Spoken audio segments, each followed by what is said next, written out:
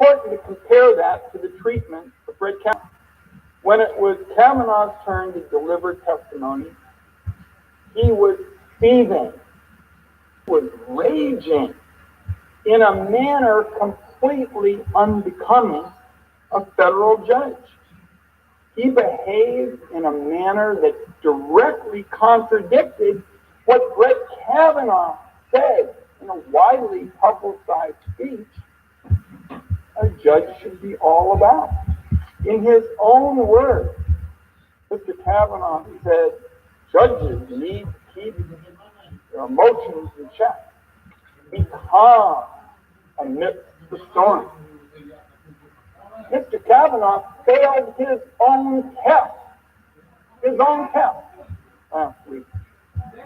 He offered the most partisan testimony I can recall.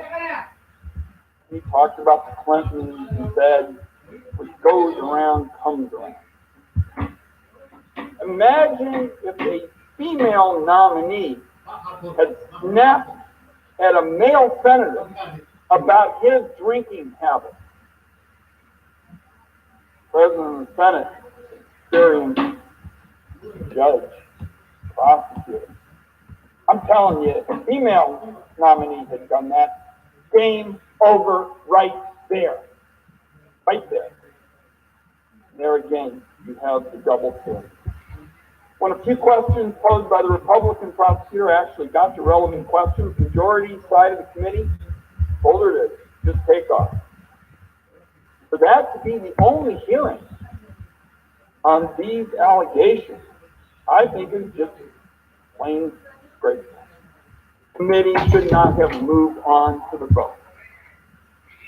The allegations brought forward demanded a robust investigation.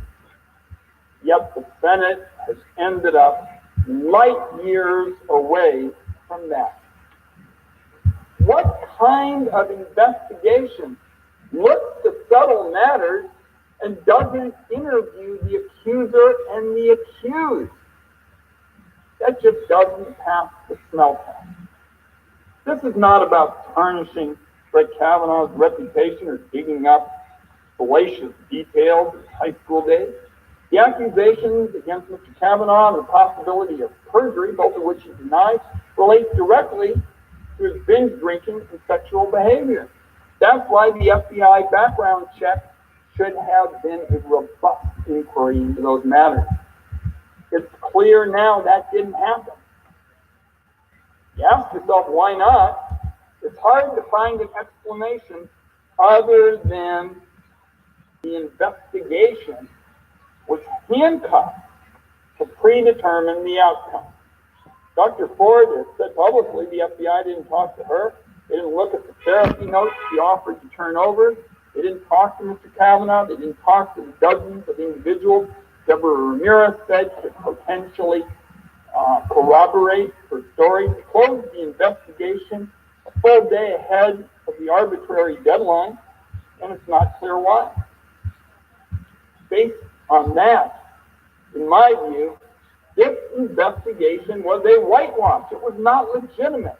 It was a product of intense political meddling, in my view, by the Trump administration. That means if Brett Kavanaugh's nomination is confirmed, there are going to be questions about his legitimacy looming large for years to come. President, I believe, Dr. Ford, I heard you discussing this morning on television. I respectfully would say, I know you don't share my view, but I felt that Brett Kavanaugh's behavior before the Senate last week ought to be disqualifying on its own. And if